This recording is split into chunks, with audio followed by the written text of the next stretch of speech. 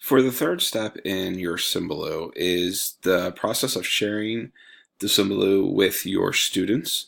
And in order to do that, there are multiple ways of doing this. Some that we can do at further future PDs. For right now, what you want to do is at the top of your screen, you're going to notice you have options, remove, and share. So we're going to share this Symbaloo. Click on share. And this is going to open up. You're going to notice that on one side, it is a clear, and then the other side kind of looks foggy.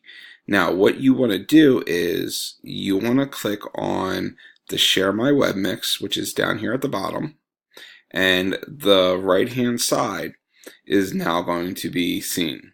What you can do is, if you could get the embed code, to use that to embed it onto a website or a QR code that you're using with the students. Or you can actually take the link as it is here. You can copy this link, put it up, and the students can type this in and go to this link. And you notice it's not too long. In our case, it's HTTPS www.symbaloo.com/mix/research project46, and that's the one that we're going to use in today's professional development.